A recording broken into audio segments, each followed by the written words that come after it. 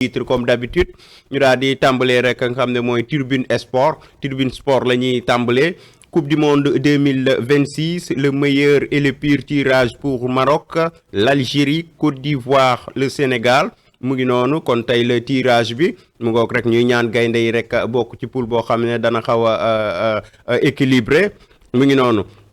Premier League Manchester United tenu en échec par un relégable mu ngoog loolu démb la woon ñu daal di wax rek ci Vox Populi l'académie crise universitaire l'académie précaire après médiation loolu daat nañ ciy ñëw Bassirou Ba sàmm sunu moomeel sur la campagne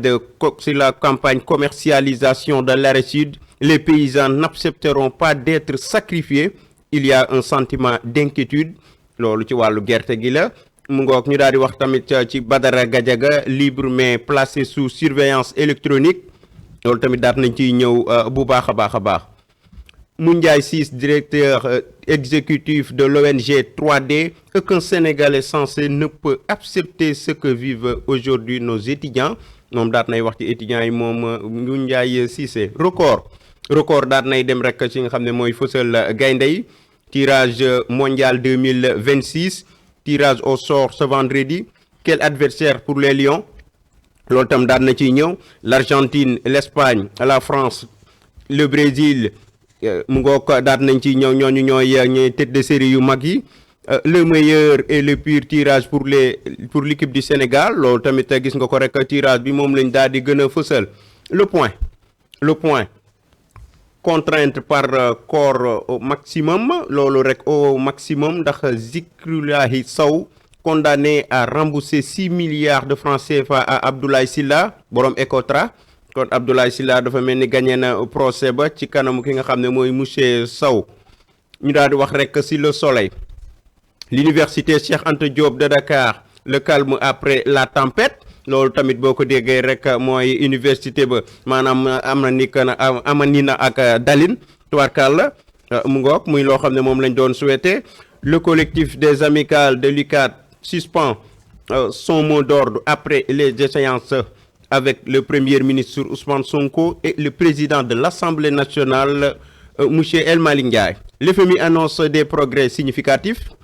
nouveau programme de financement pour le Sénégal loolu tamit daat nañ cay wéy daal di def nataalub université Cheikh Anta Diop mu ngi noonu enquête coup d'état déboire judiciaire sale temps pour Embalo loolu boo ko déggee mooy l'ancien président bissau-guinéen moom la ñu gën a fësal dette non déclarée l'FMI mené l'enquête mu ngoog ñu daal di def ndaw soosu di nekk ca FMI l'évidence cam lam ñëw rek mooy Moussa Fall sur la ruée vers les coalitions je préfère gagner la mairie et m'ouvrir ensuite aux forces politiques Moussa Fall loolu rek la daal di xamle mu ngoog différent avec Abdoulaye Sylla lourde sanction contre Zikroulahi Sow mu ngi noonu kon nag borom Ecotra di nga xam ne mooy Abdoulaye Sylla daat nay gagné procès ba 6 milliards yoo xam ne rek des na ko jox ab ndàmpaay muy alal ju bari nag mu ngoog Libération affaire du présumé détournement de l'agent CBAO avec CBAO de Bakel mu ngoog loolu nag mooy le carnage financier rebondi à Dakar mu ngoog loolu nag mu daal nañ ci ñëw après l'arrestation par le parquet de Tamba mu ngoog loolu moom la daal di fësal mu ngoog daal di cay ñëw jeudi de libération entre le tribunal et le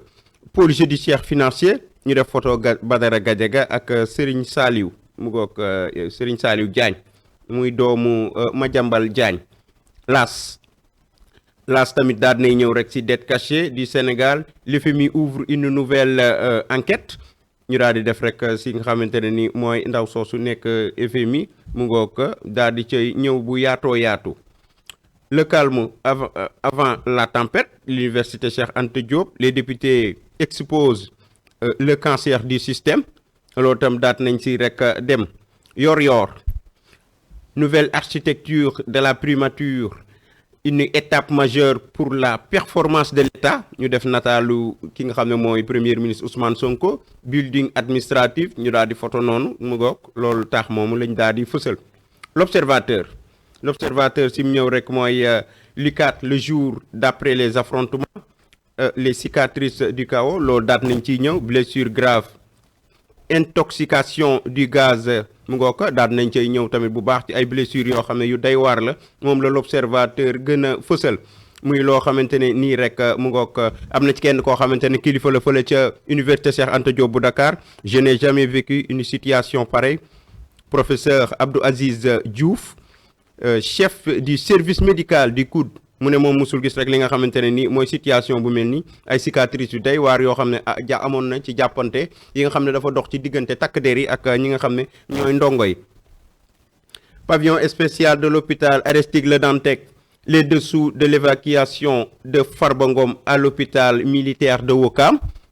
Ngom yaram waa ngay wëy di sutante kon mu ngoog cette fois-ci du principal waaye fële la nga xam ne mooy hôpital militaire bu Ouakam. Point actu dette cachée, l'FMI toujours aux trousses des causes profondes loolu la daal di fësal. Selon Bank of America, le Sénégal n'est pas à l'abri de la restructuration catégorique rejetée par Ousmane Sonko. loolu tam beneen mbir la entre FMI ak l'État du Sénégal. ngoog dossier judiciaire Serigne Saliou Diagne et Badara Gadiaga obtiennent la liberté provisoire loolu ñu daal di fësal seeni nataal. ngoog le temps des négociations, crise dans les universités loolu tamit ñëw na ca. Rewmi Quotidien, malgré un nouveau décret renforçant le premier ministre Ousmane Sonko demeure toujours sans pouvoir loolu nag daat nañ ciy dem. Le PM reste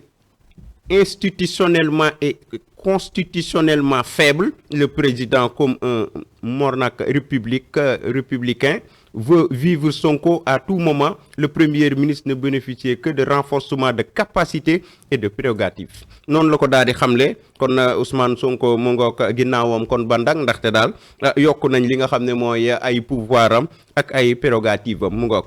Dette cachée, une banque américaine annonçait une restructuration en 2026. C'est bien cela. ñu daal di wax rek ci Walf Quotidien.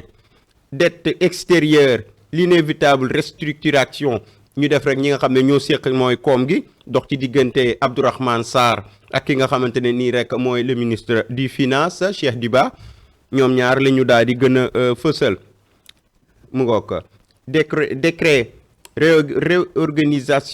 réorganisant la primature, décret réorganisant la primature Diomaye Dop Sonko mu ngoog ñu daal di fësal le président njiitu réew mi mu ngoog mu daal di xaatim. Sud Quotidien, renforcement des pouvoirs du premier ministre Diomaye passe à l'acte